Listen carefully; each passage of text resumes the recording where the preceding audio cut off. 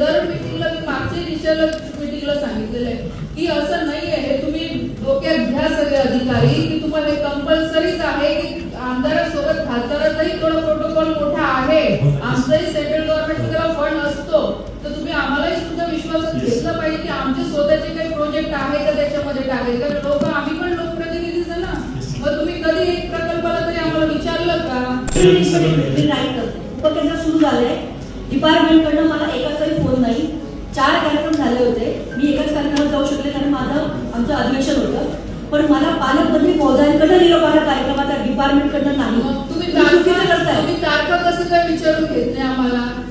चर्चा तर करा तुम्ही आमच्याशी, डिपार्टमेंटकडनं आम्हाला एकदा सुद्धा तुमचा निरोप येत नाही. तुम्ही कोऑर्डिनेशन करा ना, त्यांची पण तारीख घ्या, आमची तारीख घ्या, दोघांचं व्यवस्थितपणे कम्युनिकेशन करून कार्यक्रम करा ना. तुम्ही बोर्डवर नाव फक्त आमदारांचं टाका, आम्ही गेले मुलं जेवढेही तुम्ही ऑफिसर आहे ना इथे जिल्ह्यात, तुम्हाला मी परत हे सांगते की तुम्ही प्रोटोकॉल फॉलो करा. उद्या तुम्ही अडचणी देणार परत आम्हाला फक्त एक विजिलन्सचं पत्र द्यायचंय तुम्हाला. जिथे केंद्राचं शेअरिंग आहे तिथे आम्ही कंपल्सरी आहे, आम्हाला विश्वासात घेऊनच तुम्हाला काम करायचंय. आम्ही असं म्हणत नाही, ऑफकोर्स आमदारांचे तेवढा अधिकार आहे, पण आमदारांसोबत आमचाही तेवढा अधिकार आहे प्रत्येक योजनेवर. आम्ही पण लोकांमध्ये फिरतो, आमच्याकडे पण काही असतं डिमांड लोकांच्या. तुम्ही आम्हाला सोडून देणार, आम्हालाच घेणार नाही, आमचंच नाव टाकणार नाही, आम्हालाच कार्यक्रमाला बोलवणार नाही, तर असं कसं चालेल? कोणत्या कामांना घेतली नाही घेतली याचं कोणाशी तुम्ही डिस्कस करता? ते मागच्याच ठीक आहे, मी भांडून मागितलं म्हणून माझ्यापर्यंत आलं, पण ऍज अ गव्हर्नमेंट ऑफिसर तुमची स्वतः नाही रिस्पॉन्सिबिलिटी का की आमच्या मतदारसंघात आमची काय डिमांड आहे?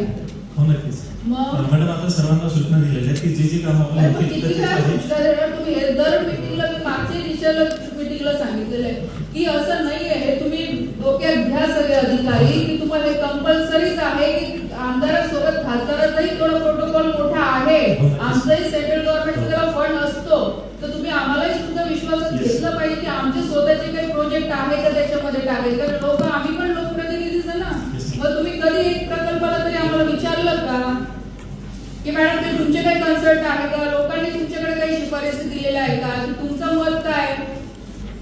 मॅडम, उपकेंद्र जे आपले आता सुरू होतील तर त्याच्यासाठी उपकेंद्र सुरू झालंय, डिपार्टमेंट कडनं मला एकाचाही फोन नाही, 4 कार्यक्रम झाले होते, मी एकाच कार्यक्रमात जाऊ शकले कारण माझं आमचं अधिवेशन होतं, पण मला पालकमंत्री महोदयांकडे निरोप आला कार्यक्रमात डिपार्टमेंट कडनं नाही.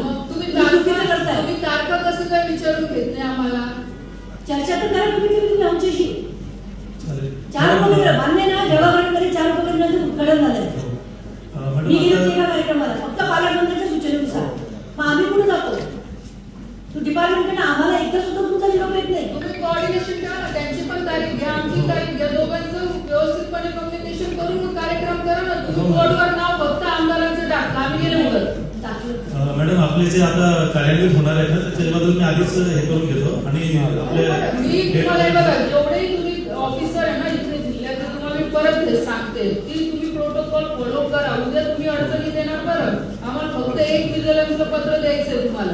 जिथे केंद्राचं शेअरिंग आहे तिथे आम्ही कंपल्सरी आहे, आम्हाला विश्वासात घेऊनच तुम्हाला काम करायचंय. आम्ही असं म्हणत नाही, ऑफकोर्स आमदारांचे तेवढा अधिकार आहे, पण आमदारांसोबत आमचाही तेवढा अधिकार आहे प्रत्येक योजनेवर.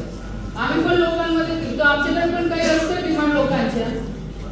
तुम्ही आम्हाला सोडून देणार, आम्हालाच घेणार नाही, आमचंच नाव टाकणार नाही, आम्हालाच कार्यक्रमाला बोलवणार नाही, तर असं कसं चालेल? मॅडम, आता एक टेंटेटिव्ह शेड्यूल मी शेअर करेन आणि आपल्या ज्या डेट्स आहेत त्या 700 कोटी आणताना तुमचा जो प्रस्ताव तिथे गेला तर 1000 कोटीचा 300 कोटी शहराचे होते, 700 कोटी तुमच्या ग्रामासाठी मागणी होती, तिथे आम्ही पाठपुरावा करतो पैसे आणण्यासाठी. पैसा निधी येतो त्याला तुम्ही कुठल्या प्रकारचं आमच्याशी कम्युनिकेशन ठेवत नाही, कुठलंच नाही. पण ही कोणती पद्धत, कोणती पॉलिसी तुमची नाही ना? बरोबर आहे, सांगा ना. तुम्ही बसले का, तुम्ही दोघं तिकडे होतात का कार्यक्रमात त्या दिवशी? तुमच्याकडे एक तरी मेसेज आहे का मला? कम्युनिकेशन तर तुमच्या कोणी कर्मचाऱ्याने अधिकाऱ्याने केलं का आमच्याशी? नाही करू. या बाबतीमध्ये अंडरस्टिमेट करून मीटिंगला कोण होतं? तुम्ही होते काय? मग त्यानंतर त्यानंतर सर मॅडम सर्व प्रोग्राम आम्ही ठेवतो आणि प्रत्येक ज्या मतदारसंघामध्ये ते पत्रिका आपण पाठवतो. तुमच्या पत्रिका आम्ही बघितली, फोटो बघितला, पण तुमचं कम्युनिकेशन आहे आमच्याशी? खोटं नका बोलू मी त्याचा. नाही ठीक आहे ना, आम्ही वेळ घेतली का तुम्ही फक्त माहिती दिली की कार्यक्रम आहे, तुम्ही ठरवून घेतात. मी तुम्हाला तेच सांग, तुम्ही तारीख आम्हाला विचारून काय ठरवतो? ठीक आहे ते पुढच्या वेळेला तारीख पण तुम्ही काय सांगितली तुम्हाला मागच्या वेळेसही मी सांगितलं होतं, मागच्या वेळेस आमदारांच्या मुलीने येऊन तिथे उद्घाटन केलं जेव्हा हे नियमाच्या बाहेर विदाऊट एनी लोकप्रतिनिधी तुम्ही कामाचं असं तुम्ही सर्वसामान्य जनतेकडे कसं ते तुम्ही उद्घाटन करता. त्यावेळेस मी तुम्हाला सांगितलं तुम्ही वेळ घ्या ना आमची. तुम्ही पत्रिका छापताना पाठवून देतात की ह्या तारखेला कार्यक्रम आहे, काय आम्ही काय असं काही तुम्हाला हे दिसतो की काय आमचा काय अधिकार नाहीये का? नाही, ठीक आहे मॅडम, पुढच्या आम्ही बोलत वेळेला नाही आम- किंवा त्यांच्यासारखं आम्हाला जसं चुकीचं बोलता येत नाही म्हणून तुम्ही त्याचा गैरफायदा घेतात नाही, का? तसं नाहीये. पुढच्या वेळेला तुमच्या पुढच्या वेळेस म्हणजे काय? मागच्या वेळेस साहेब मी तुम्हाला कलेक्टर ऑफिसला व्यवस्थित बोलून तुम्ही जाऊन पुढे पत्र दिलं नाही की जाऊन एक वेळ चुकलं असेल, पण वारंवार त्या चुका तुम्ही करत असेल तर आम्ही पण काय शांत बसायचं? हं? हे बरोबर नाही आहे. तुमचं काम मी हे सांगते चुकीचं नाही, ठीक आहे मॅडम, आता पुढच्या वेळेला तुमच्या डेट विचारल्यावरच आम्ही प्रोग्राम घेऊ. आम्ही काय करतो, काम कम्प्लीट झाल्यानंतर आम्हाला इमिजिएटली चार्ज करावा लागतो. काम कम्प्लीटचा विषय नाहीये साहेब. आमचं क्लिअर म्हणणं आहे, ॲज अ मंत्री म्हणून मी तुम्हाला म्हणते की मला आमदारांनी तेवढंच महत्वाचं, पण आमदारासोबत आमचाही प्रोटोकॉल तुम्हाला मान्य नक्की. करावाच लागेल. नक्की. आणि करायचं नसेल तर आम्हाला सांगा, आम्ही आमच्या लोकसभेच्या स्पीकरला लेटर देतो की नाही, नाही, आम्ही त्यांच्या तुम्ही कोणत्या सांगितलेल्या स्कीमला आम्हाला डेटलाच बोलवत आम्ही नाही. प्रोग्राम आम्हाला arrange विचारत नाही. मग तुम्ही तिथे चक्र मारत बसा मग दिल्लीला कारवाई होईल. उगाच कोणाला अडचणीत आणणं आमचं इंटेन्शन नाही, पण तुम्ही पण तुमच्या लिमिट मध्ये राहा ना. 100%. व्यवस्थितपणे सगळं फॉलो करा ना. वारंवार सांगून तुम्ही काय ऐकत नाही. आमदार आणि खासदारांमध्ये कम्युनिकेशन आमचं खूप चांगलं आहे, पण डिपार्टमेंट जर अशा पद्धतीने बघत असेल तर ते मान्य नाही. पालकमंत्री 4 वेळा मला फोन करतात कार्यक्रमासाठी, मग तुमचं काम नव्हतं डिपार्टमेंटचं एक पण फोन करायचं. बरं, हे फक्त मी जळगाव ग्रामीणचं बोलते, बाकीच्या ठिकाणी कुठं कार्यक्रम झाला आम्हाला तर पत्ता पण नाही आला बाकीच्या तालुक्यांचं. हे बरोबर नाही झालं तुमचं. माझं फक्त पत्रकारांना मला काय अधिकाऱ्यांना काय धारेवर धरायचं आणि काहीतरी इथे स्टंट करायचा असा विषय नसतो. विषय क्लिअर आहे की कोणतंही शासकीय काम असेल जे सरकारच्या माध्यमातून लोकप्रतिनिधी प्रयत्न करतात आपल्या मतदारसंघामध्ये किंवा आपल्या जिल्ह्यामध्ये आणायचं, आणि जे केंद्राकडनं जो 60% निधी येत असतो आणि 40% हा राज्य सरकारचा असतो. सगळ्या अधिकाऱ्यांना ह्याच सूचना आहे आमच्या की कामाचं उद्घाटन करत असताना किंवा भूमिपूजन करत असताना आमदाराच्या सोबत खासदारांना बोलवण्याचा पण हा प्रोटोकॉल आहे.